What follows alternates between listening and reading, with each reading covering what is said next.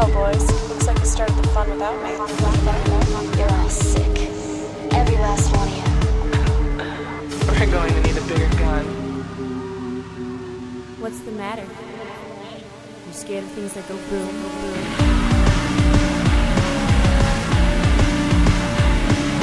Give me one goddamn reason why I shouldn't grow your goddamn brains all over that goddamn wall. If it's before 2 in the morning, I just want you to shut off your iPod right now. I don't even want you to be listening. My name is Eric. Joining me this fine evening/morning is Michael over here. Happy to be here. Really good time. I mean, I think this is one of those that really is for when sleep is no longer an option. Yep. That is about the perfect time to listen to this. I don't know that I'd ruin it at another time. There's 2 fantastic films that we are doing on this, let's say, less fantastic show that we put on the internet. Yeah, we're gonna do some Videodrome, followed by Amazon Women on the Moon. So we're gonna spoil both of those. Yeah. I guess. Oh yeah. Whatever the fuck that means. One is confusing and the other has no point. So great. Oh, once again, kind of like our show. Yep. You can use the chapters to pass right by the film you have not seen. So Amazon Women would be the film you would probably pass up. But we're going to do Videodrome first. I have to tell you something about Videodrome. Okay. And this is the only film that I think this is true of. Wow. I'm going to have to qualify this with a couple things. Okay. Wow, this is already really complicated. This is perfect for Videodrome. I have seen Videodrome over 250 times. What? Yeah, you did not know this about me. So I should say I've seen it. I have not heard it 250 times. Videodrome, and I'll talk about the aesthetic a little bit, but I really like the aesthetic of Videodrome. Now, we started doing this show, you and I, and the show takes a long time to mix. And when I'm mixing the show, it's very monotonous, and I get a little bored. So I decided a long time ago, maybe I could try and, I don't know, watch TV while I do it. But that you can't actually pay attention to something. Because you can't listen to mixing. But, you know, I saw Videodrome just over a year ago for, I don't know, the 5th or 6th time. Sure. And I said, you know, I'm so in love with the aesthetic of this film. I just want it to be playing at all times. And so when we started, I think it was the first episode of year 4 that I mixed. I was thinking to myself, man, if I could just have Videodrome on a loop running on a separate display next to the iMac while I mix, that'd be great. So it takes about 8 hours to mix, which is roughly 5, maybe 5.5 watches of Videodrome. So I have it set up. It just plays on a loop as I mix the show. Wow. So in iTunes right now, I think it actually says 320 plays or something absurd like that. Yeah, so I've seen this movie. I mean, I'm only half paying attention because I have to be editing. Sure. But it keeps me company. Wow. The look of this is, I've described my fetish for this on the show before. Yeah, absolutely. It's a pale blue light of tube television and, kind of illuminating the room. It's the TV static. It's the cathode ray. The cathode ray, man. The Betamax, the scan lines. I just love fucking dirty, awful, the vertical sync problem where it scrolls across. Oh, God, I love it. And just that, that glitchy as fuck editing, stuff that's come out of Videodrome, fucking inter-party system, Aphex Twin, industrial video mess. I love all of that. To me, I think it might be my vinyl. You know what I mean? Yeah. Whereas vinyl is a far inferior format to digital that people pretend is better because they like the audible aesthetic of it. Right. They like the hiss and the pop and the warm sound. The warm. Most people will lie to themselves and say it's of a better quality, which is absolutely ridiculous. But I mean, Videodrome, it includes these scenes on these TVs, and it just looks like absolute garbage, and I want to stare at it all the time. Even now, I thought this might wear off too, but to this day, this very show, I will be watching Videodrome as I am mixing the show about Videodrome. It's going to get pretty meta. That'll be crazy. I think I also might just love looking at Betamax tapes. Yeah. Which is, there's a Betamax joke on our show every once in a while, usually when the format wars are cooking up. And it's like vinyl. I would never collect it, being kind of a minimalist myself. I don't want that stuff. You don't collect Laserdisc or Betamax or 8-track tapes. Oh, but I love seeing it. So we're in a great position to talk about this show today because we have covered Cronenberg exhaustively on Double Feature. Yep. We know, you and I don't know everything about Cronenberg, but everybody else who watched the movies along with us and is infinitely smarter and perhaps more talented than us, they know everything about Cronenberg. So at this point, I think our listeners could email us and teach us things. So yeah, we don't have to talk about David Cronenberg much at all, except for the wonderful special effects and body horror. Good job. Yeah, I mean, in a lot of ways, when you think back to the shows that we've done, you know, it all comes down to Videodrome. I mean, the body horror we discussed on The Fly, the kind of experimentation from The Brood when we covered that, the power of the mind and the resistance stuff, and even the victims from Scanners, that group. Sure. All of that is sort of built into this hybrid of the old Cronenberg. Right. Well, and then we get the noir from Naked Lunch. We're pretty much fucking set. Yeah, that's true. And then James Woods is, in there too, just to spice it up and add a new element. I always get the impression he's in all the Cronenberg movies. I kind of get that a little bit too from Jeff Goldblum, which definitely isn't the case. But James Woods, I mean, he's part of...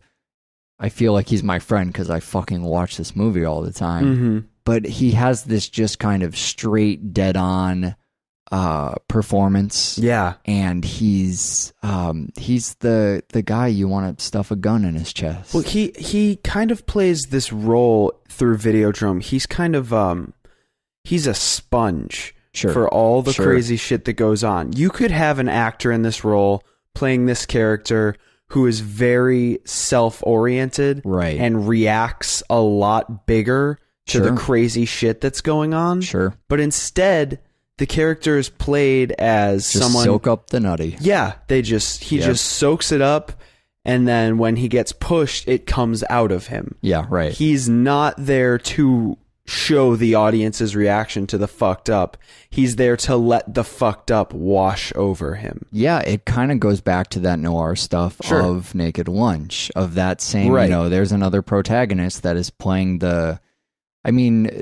it's even under-stylized as far as noir goes, because a lot of times you'll get a flat portrayal of noir because that was the style, but it's not supposed to be like that. The characters are supposed to have all this passion. And in these Cronenberg movies, you have sponge characters that will take in all of the crazy... Because if they treat it like it's nuts, the movie is less crazy. Right. You have a rational person. James Woods, I mean, this stuff happens to him. He's okay with that. Sure. His character's fine. It's kind of all about further down the rabbit hole in Videodrome. Yes, absolutely. The rabbit hole that starts at this interview. I fucking love this interview. Television and social responsibility. Yeah.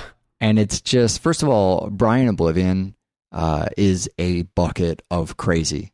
The things he says, I mean, anytime you're listening to one of these debates where you could, the debate writes itself. Right. It's just cookie cutter. Well, I think the violence does that. Well, I think it does this. Well, neither of us have any facts to back up our whatever. So thanks, stalemate fucking debate that did nothing.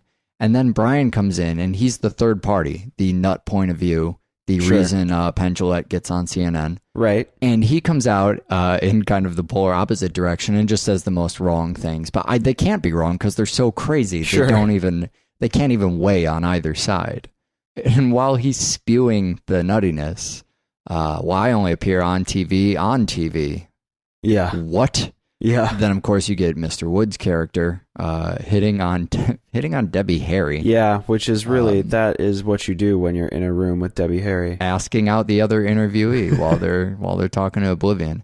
Debbie Harry, by the way, is just a fantastic waist and torso of a human being for all of her naked lushness. I don't think I've ever found Debbie Harry attractive outside of... I mean, I just wasn't aware of it. This is clearly her. It's not like they did anything crazy to her. She's just gorgeous in this. They dyed her hair brunette. That's the difference. Yeah, right. But that's her part, and that's why I even mention her sexuality in this movie, because she is she's the cheese in the mousetrap. Sure. having this kind of set up for, this interview and a lot of the social media responsibility and the self-commentary, it kind of does the double feature work for us. It's a perfect outline for the film. It's about overstimulation, which almost sets up this brilliant kind of film can do no wrong in being a commentary. Right. Because all it has to do from that point on is be nuts and overstimulate you.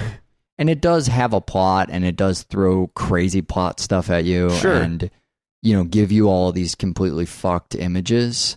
But that's more than it has to do. It just has to overstimulate. It could do what Amazon Woman on the Moon does and make nearly the same point. Or I guess it could go the opposite end of the spectrum and be the emotional rescue show. Yeah. Radio program or whatever. But that's the kind of stuff that, this movie is about, the emotional rescue show. People breaking down, losing themselves in these extreme emotions or with this overstimulation. The take the Swiss Army knife out and cut me right here. That kind of Cronenberg sexuality or violence, or I guess hybrid of both is what you expect to see from him.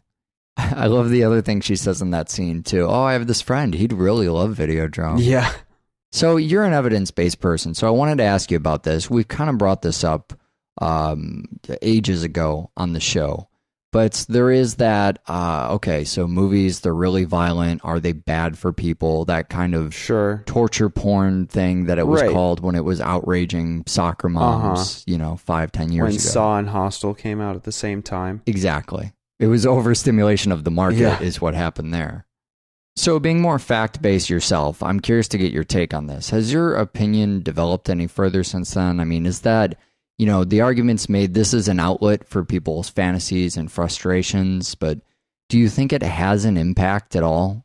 I mean, is this making sick people stay home? Are they sick anyways? Does it create the sickos? I honestly don't believe it. I still don't think it has any real effect. I think that what I will say is I understand why people would believe that it could have an effect. But the reality of the situation is I don't think people... intrinsically want to hurt people. I don't think that television is an outlet for people to not hurt people. Right. I don't like... So you're not sure you buy the argument that, people will stay home instead of going out in the street and stabbing people because they can vent. Yeah, I don't subscribe to the ideology that, the 10 other people on your block that aren't outside right now are inside not killing people because they're watching Hostel 3. So you don't think people need to vent? Hostel 3 might actually cause people to kill each other. I don't know. But you don't think people need to come home from work and play Mortal Kombat in order to not kill other human beings? Wow, that's a completely rational point of view, actually. Yeah, I guess that's kind of an absurd argument when you think about the flip side, the implication of what they're saying. Right. Yeah, I've always felt that way myself, too. Can't this stuff just exist? Does it have to be defended as an outlet for people to go to? But I don't know. I mean, I don't have the facts. I don't know if we could... I mean, can you do a study about that? How does that even work? I wouldn't really have any idea how to go about it. If you have some definitive evidence, I guess email doublefeatureshow@gmail.com. Yeah, sure. But until you do that, I'm going to go on believing people don't want to kill people. Sure, right. Let's say for the most part. Oh, yeah, absolutely. For the most part. Removing the outliers, 100% of fucking people do not want to kill each other. Yeah, absolutely. So the other spectacular thing about Videodrome is that this is, the old days before the internet. Yeah. We have these pirated stations to pick things up on and watch this weird stuff. And that is the premise of Videodrome, that they find these things. I mean, now we could Google Videodrome and we could find out everything, the tape Videodrome they find, and instantly just discover whatever it is. Right.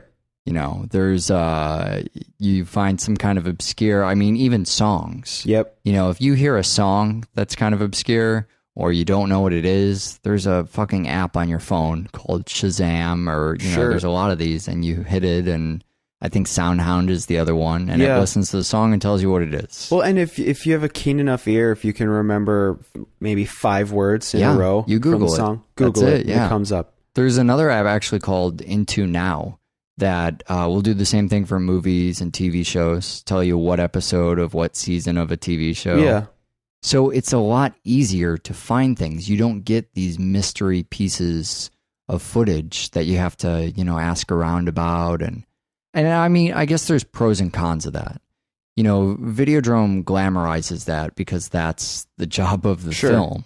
And it does a really good job. It didn't know back then that one day this would be gone and it would have to, hold this up. Right. Instead, it just represents it as it was at the time, and that's good enough. And that absolutely says a lot about that thing in and of itself. So we've lost this sense of mystery of pirated television and of accidentally, footage you come across. And it's sad because you don't have the hunt anymore. You don't have that thing where you're asking people. Sure. You're creating conversations with other human beings, showing them this footage, trying to find stuff out. You also have less of these, oh man, you have to check this out kind of films. The stuff we talked about with Ichi the Killer. Yeah. Where a movie is so different or so bizarre or you don't really know what it is. It's not just, oh, you have to see this, but, oh, can you believe this? What is this? I have to find someone else to talk to about this thing. The kind of, everything that drives the plot in Videodrome. He finds this tape, he has to show it to everybody and see what the fuck it is. But on the other side of that, you have this renewed sense of exploration we get now from stuff. I don't want to sound like, oh, it's all bad now. In fact, I think it's better. Think about how much we can learn just by Googling certain words from something. You pull up a song and you find out it's a cover by an original artist. Sure. You pull up a movie and, you learn, you can see the entire cast list and you could do our show, basically. And then you could find out whether or not it's going to give you brain cancer. I don't know if there's an app for that. Think of how much we find, too. You and I, that's how we find films. Sure, absolutely. A lot of times we'll get emails from people, oh, where did this come from? How do you, what is your discovery path? And I don't know about you. You just click through. Just click through. That's the way to do it. Well, it's that joke people make about Wikipedia. You go on there and you click a word and you start by looking up, 20th century philosophy and you wind up, in dump truck engines. Yeah. It's just these bizarre paths you start clicking down. And I think we find so many more films. It's so much easier to find things we enjoy and to dig further into these corners. And for people who make obscure films really, really obscure films to get them seen. Yeah, absolutely. And we don't lose films over time the way, a lot of the weirder stuff we've done from the 60s or 70s or whatever. Freaks coming up again. Yeah. Maybe we never would have. Freaks is legendary, but you know what I mean. Sure. Some of these other directors or some of these other, it's something maybe even like Amazon Women on the Moon. Right. On the commentary for this movie on the Criterion disc, Cronenberg's talking about, how when he was younger or whatever, he picked up pirated cable and he was always worried. He had this fear that he would kind of see something he wasn't meant to see. Yeah. And that was sort of the basis for the film. And that's another thing I kind of miss too. I'll listen to police scanners and stuff every once in a while. Yeah. Just for a novelty value. So in fact, I won't listen to the Uptown one by our studio because it freaks me out. Uh-huh. But I'll listen to other districts or whatever. And you do sort of get that, oh, maybe, it's not meant for you and it's live. And what if something comes across there? It's something that kind of raises the hairs on the back of your neck. But the alternative of this is more intellectually appealing. The newer system is more intellectually appealing to me. You can find things out. You can do your own research. You can become more informed. Sure. We'll miss that kind of disc swapping thing. But, there's ways to replace that. So I do have a small technical note about Videodrome that I think is kind of cool. There's a technology that was sort of pioneered for this movie in kind of the way we talked about Lucas on the Willow show and how he came up with industrial light and magic because they needed to create these effects. Cronenberg, they're filming this movie, obviously, that's about television screens and they're looking gorgeous on here. And one of the ways they do that, there was a long-standing problem with filming televisions before this. And we don't have this problem with DSLR filmmaking and things of that nature anymore. But mostly because we have HD TVs now, too. Sure. But it used to be when you had an old school camera and you pointed it at an old school monitor, you had flickering and vertical sync stuff. And have you seen that before? Yeah, absolutely. And so the Videodrome crew came up with this technology to basically synchronize the camera with the display it's filming. So that's that kind of projection they used to use to fake, film and television, where they would project it onto they would make a fake TV essentially in order to do this. That isn't needed anymore. They could film authentic, TV signals by basically just lining up the hertz of the different screens. It's a small thing, but you could see where it's the type of thing somebody with, let's say, an aesthetic fetish for cathode tubes might enjoy. For that other person out there somewhere, I hope, who has found our podcast. The real cult status comes not from obscure technologies invented for Videodrome, but probably from the gore and the bizarre imagery. And that's always the case with Cronenberg, the gore and the violence especially. But as we're watching this movie, I can't help but think, a man's insides crawl out of his body. His fucking face splits open. Right. And you hear him gargle his own organs over the wireless PA system. You can't help but think about it. Especially with a movie like this, the Larry Cohen God Told Me To kind of matching abdomen vaginas thing going on there. I just love the notion of the human VCR. Yeah, isn't that great? So good. Especially for something as fucked up as Videodrome. It's bringing into physicality the type of things the movie's talking about, which is a lot of times with Cronenberg and body horror, we've discussed, physical manifestations of more abstract ideas. Right. That's how he can make a movie that's as abstract like this, and you still get some kind of semblance of, he's taking the abstract ideas and making them physical, and then the physical stuff, probably as a product of that, seems abstract. It seems completely bizarre. Any movie that's old enough and has a cult status, I guess, has an influence on other people too. Sure. That's how I found out about Videodrome, which was actually how I found out about David Cronenberg years and years and years ago before we even did this show. This film had a kind of a music reference. Actually, now that I think about it, there's something that's come around a little bit more recently. There's a Prolific and Reanimator song that it's off the album The Ugly Truth that actually samples the line, about his head or whatever. The head in the box. Yeah, the song's called Box Within a Box, and it uses that sample. A lot of songs sample from this movie. A lot of the bizarre dialogue or even the sound effects. Sure. It's a heavily sampled film, and that's what needs to happen with this film. But there's a band as well called Videodrome. Videodrone, and they just have one album. It's synthy, it's creepy, it's heavy. I fucking love it, and that's how I found the movie. Pre-internet.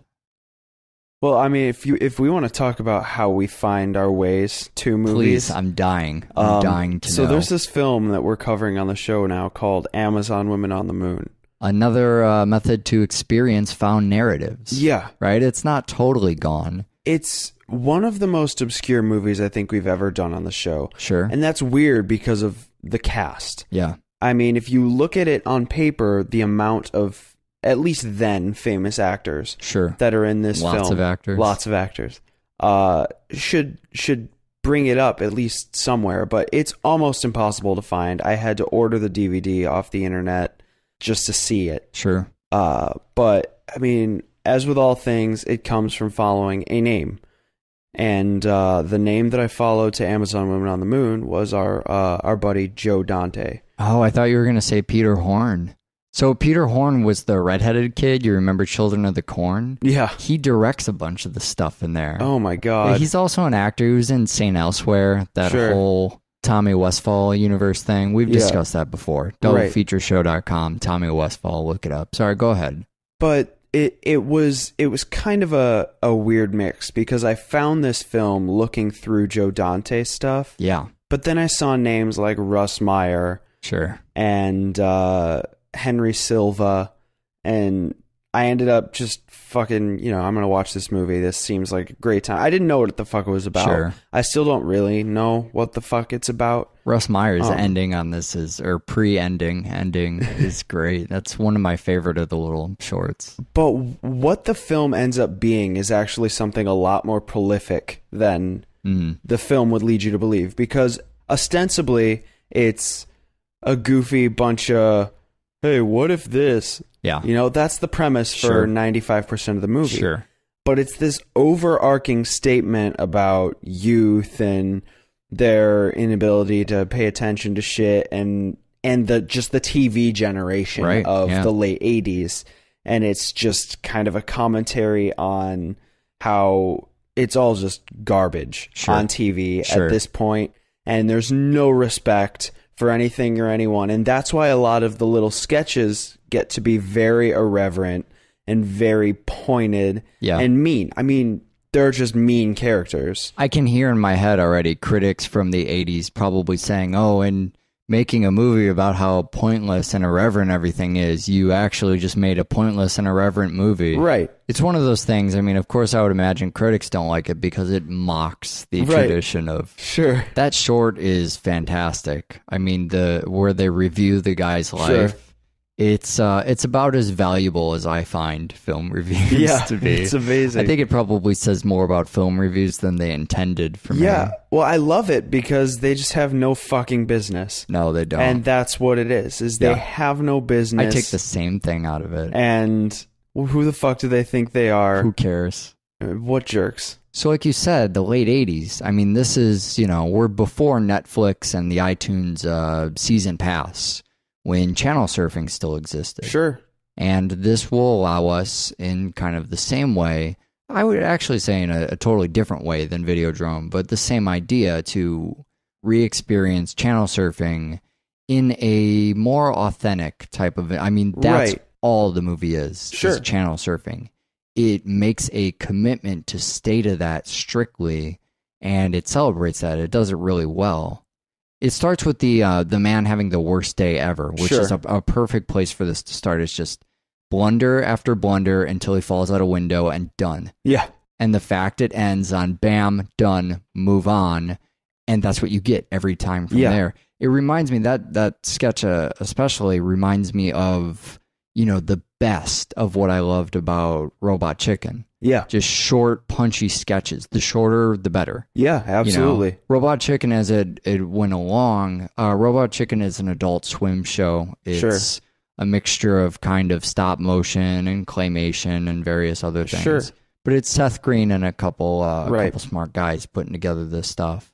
And as the show went on, the sketches got more elaborate and, still a lot of good stuff in there. But especially in those first couple of years, it was just short, punchy, irreverent, made no sense. Yeah. Here's the joke, punchline, done. Well, yeah, and that's a great parallel to Amazon Women. The one thing that I think that they really take advantage of, and that is one of the strengths of the film, is as the film goes on, it's an improv technique when you're coming up with an improv show, where you do your first few sketches or scenes or whatever the hell you want to call them. Yeah.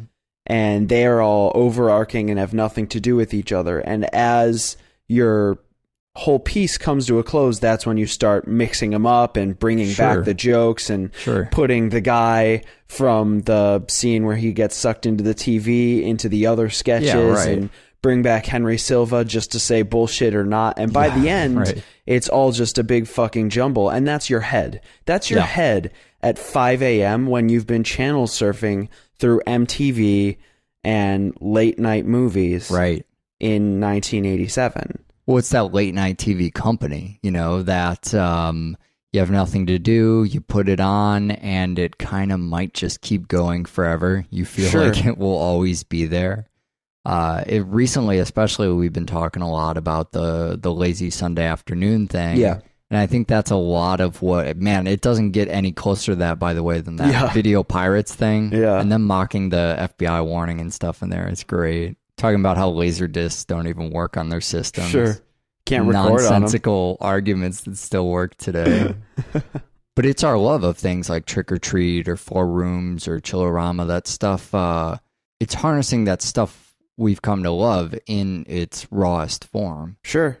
I think a lot of really the joy I get around that is, that's so much experience in so little time. You're getting exactly. All these different stories. So first of all, you take a lot in, and especially for people like us who at this point, film is study for us. We just enjoy learning stuff about it and seeing what other people are contributing and all these ideas. So you get to take in a lot of that, but you also have to like something. I mean, there's just so much to pick from. Well, and that actually brings me to a point that I was actually curious, and I hope this doesn't break our little agreement here, but which one of them would be your favorite if you had to pick one? Sure, yeah, that's tough. I mean, there's so many ideas. The nature of it is that it just keeps stirring things for you. Sure. But, I mean, first there's Harvey's funeral. Yeah. So that's... the roast of Harvey Pitnick. It's not my favorite, but I like that it's absurdist and it's a lot different than the other pieces, just in how... I mean, it's fucking as mean as possible. Yeah. It wouldn't even be as mean if it didn't cut back to his wife, but that just digs it in a little more. Good. I like that they give reaction shots of a dead man, which is the best. And then she gets up and tells jokes. Well, and I love that they used a bunch of really old roast masters. Yeah, definitely. That just they're totally their jokes don't make sense. Sure. They're not even necessarily aware of what's going on. Yeah. And it just seemed to make it so much meaner because they were so far disconnected from this guy. There's a couple that I feel like I could talk to other people about, and I like that. The guy who isn't invisible. Yeah, I mean, that's all you have to say, and the other person will enjoy it just as much, having not even seen it. I fucking love that. Because in practice, it's just an exercise of a mental idea that was funny. Yeah. You know, it's not like they really expand on the idea. It's just, what if this guy, he thought he'd achieved invisibility, he didn't check, and I mean, that's funny. Yeah, I think for me, the ones that really stand out, I really love the first Bullshit or Not. Oh, Bullshit or Not's far and away my favorite. I mean, that's it. Was Jack the Ripper actually the Loch Ness Monster? Sure. Just when using he poses undiscovered that question, evidence. Yeah. That's good too. But yeah, you're right. When he poses that initial question. It's just a sock in the face to all pseudoscience. And your jaw hits the floor and and you just wonder, how the hell? Do you think that's going to be one of those things where in 10 years it's not even satire? That's just literally it's on the History Channel. It's possible. Well, it'd be right up there with the possibility of Blacks with No Soul when they discover that's a real disease.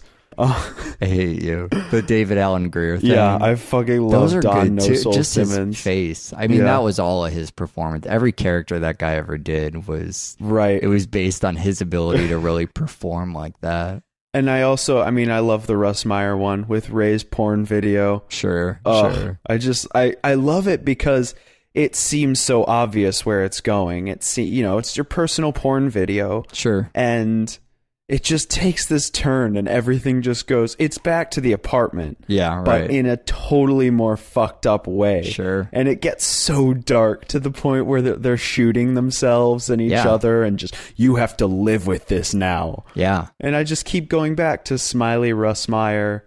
Take this video home if you've nothing to do. Saturday night. It's the way Russ Meyer probably thinks of his movies. Sure. I'll lure you in with the nudity, but wait, there's an adventure in store for you. But I like that. I like the idea that we've crafted an adventure and, we've Trojan horsed it via pornography. Right. Or, I mean, it's really just via mystery because he doesn't even know what it is. But, you get ready for, it's almost a choose your own adventure. I mean, it just happens to him. He has no say in it.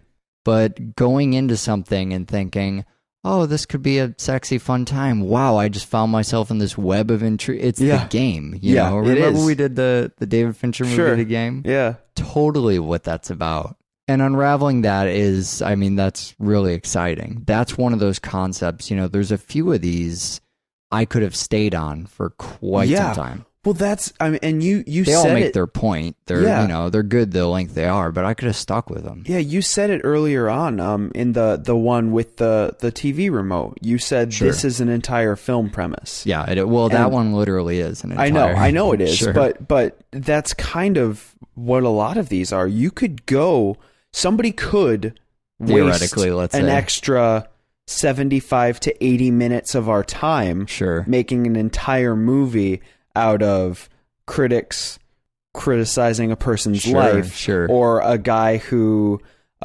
makes hair out of rugs or a museum going out of business. Like, these are full film premises that they don't really, they understand this is a one-trick pony. Yeah, that's as it's meant to be. I mean, that really is what's for the best. I think, I don't know, maybe I'm wrong. Maybe there's a couple that you just, you know, the Russ Meyer thing is perfect the way it is. Yeah. If we drew it out anymore, maybe it would become tired. We'd watch it anyways. I don't fucking know. It doesn't matter. But it's, I mean, isn't that the thing I just said about Robot Chicken? Here I am contradicting myself. You know, short, punchy. That's the best thing, my favorite thing about so many of these. And I'm begging them to lose their edge because I enjoy them so much. Yeah, exactly. Leave your audiences wanting more. Well, and that's the overarching storyline to Amazon Women, right? The actual movie, Amazon Women on the Moon. What I love about that is they have this excuse to actually have a film with a plot and a story and all this bullshit. But instead, they go the Planet Terror route. Yeah. Where whenever anything interesting happens, scene missing, bunch of stuff, and we're back, and nothing makes sense again. Yeah, right.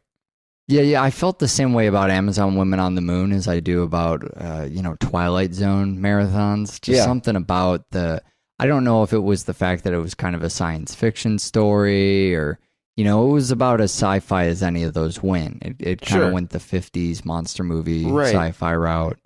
But, Twilight Zone kind of does the same thing because there are these short episodes. When I sat down and started watching Twilight Zone stuff, I actually intended to finish every last piece of it. And it turns out it just takes up weeks of your life. So it's a lot to get through. But short, high concept, you go in, you do it, you exhaust it, and then you leave and you do something totally different the next week. There was, it was last New Year's Day. We've talked about Rob Sheridan a little bit, and I want to give him full credit for finding this because it was a great day.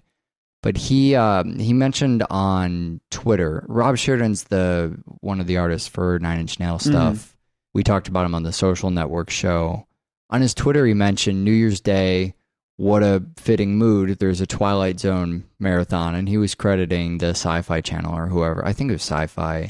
That put the marathon on because that was the right feeling for that's what you want. New Year's Day, it's cold, everything's closed. You're going to stay in and watch the Sci-Fi Channel. It's probably always a good time for a Twilight Zone marathon. But that's, the same thing as we're talking about today. But for an early morning or a long afternoon, just hang out and fucking watch the Twilight Zone. Watch short clips of people in peril. When is that not perfect?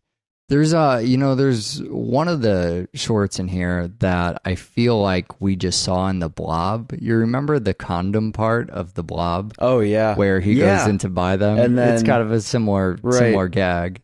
You go into the store and you think everybody's staring at you because you're going to buy condoms. It's this weird thing you really only experience when you're younger. Maybe not. Maybe you experience it when you're older too. I guess know. I've never purchased condoms from somebody I knew. Yeah, I mean that's not a thing that. Yeah, it's in both cases. It's somebody you know. Yeah, there's still this sort of like a spotlight is going to come down. Balloons will rain. I mean, it's your worst fear in here. It goes to the extreme. I'm a big Planned Parenthood supporter, so I buy condoms at Planned Parenthood.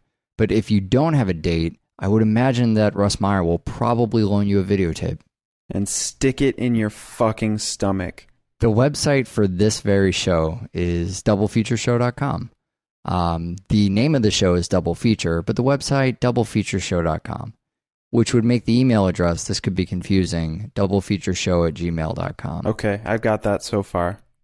Stop wasting time. We need to talk about next week. You're always rambling on in the end here with all your stuff that you need to talk about. I know, I've got so much to say, but what we're doing next week is we're strapped for cash, so we're doing a Killapalooza. Yeah, please give us money. If you haven't caught the hints, we're dying. It's the end of the year, and we need your dollars. And we're going to try to bring the money out of you by this is possibly... It's a telethon. I mean, the last Killapalooza was hella fucking bloody. Well, yeah, it was Saw. Yeah, but this could possibly top Saw for bloodiest fucking Killapalooza, and it's only 5 movies. All right, so what do you got for me? We're going to do the Final Destination films. But Final Destination, I thought you guys refused to do that because I emailed you every single week and asked you, where's the Final Destination, Killapalooza?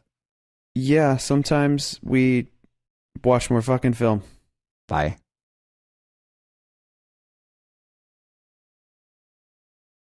On the Moon. So we're going to spoil both of those. Yeah. I guess. Oh, yeah. Whatever the fuck that means. One is confusing and the other has no point, so... Great. Once again, kind of like our show. Yep. You can use the chapters to pass right by the film you have not seen.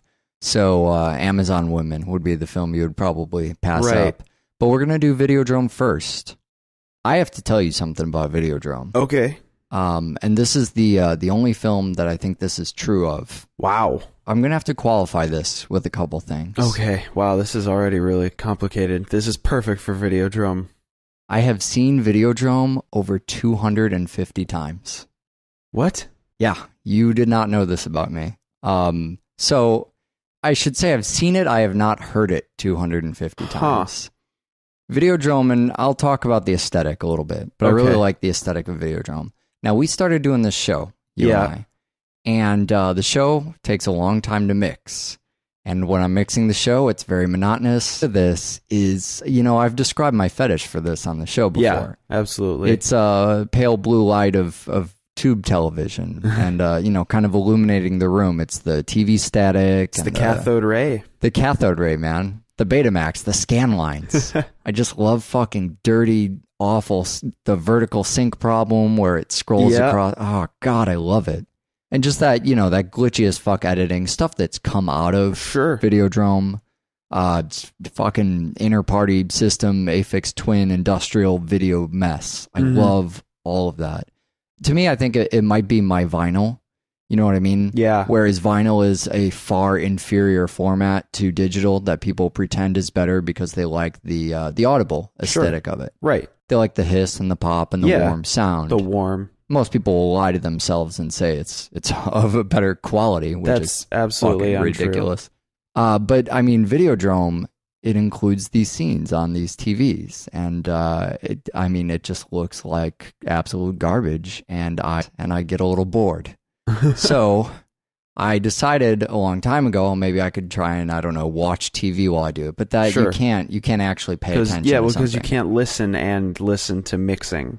But I saw Videodrome just over a year ago for the 5th or 6th time. Sure. And I said, I'm so in love with the aesthetic of this film. I just want it to be playing at all times. And so when we started, I think it was the first episode of year 4 that I mixed. I was thinking to myself, man, if I could just have Videodrome on a loop running on a separate display next to the iMac. Wow. While I mix, that'd be great. So it takes about 8 hours to mix, which is roughly 5, maybe 5.5 watches of Videodrome. So I have it set up. It just plays on a loop as I mix the show. Wow. So in iTunes right now, I think it actually says 320 plays or something absurd ridiculous. Like that. Yeah, so I've seen this movie. I mean, I'm only half paying attention because I have to be editing. Sure. But it keeps me company. Wow. The look, I want to stare at it all the time. Even now, I thought this might wear off too, but to this day, this very show, I will be watching Videodrome as I am mixing the show about Videodrome. It's going to get pretty meta. That'll be crazy. I think I also might just love looking at Betamax tapes. Yeah. Which is... there's a Betamax joke on our show every once in a while, usually when the format wars are cooking up. And it's like vinyl. I would never collect it, being kind of a minimalist myself. I don't want that stuff. You don't collect Laserdisc or Betamax or 8-track tapes. Oh, but I love seeing it. So we're in a great position to talk about this show today because we have covered Cronenberg exhaustively on Double Feature. Yep. We know, you and I don't know everything about Cronenberg, but everybody else who watched the movies along with us and is infinitely smarter and perhaps more talented than us, they know everything about Cronenberg. So at this point, I think our listeners could email us and teach us things. So yeah, we don't have to talk about David Cronenberg much at all, except for the wonderful special... Well, boys, looks like you started the fun without me. You're all sick. Every You're going to need a bigger gun. What's the matter? You scared of things that go boom, boom?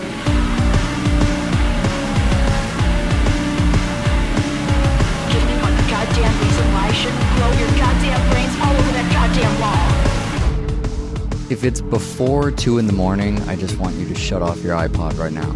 I don't even want you to be listening. My name is Eric.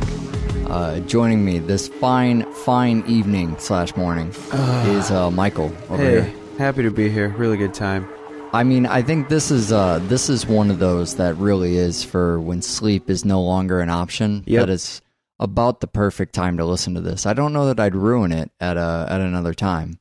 There's 2 fantastic films that we are doing on this, let's say, less fantastic show that we put on the internet. Yeah, we're gonna do some Videodrome, followed by Amazon Women.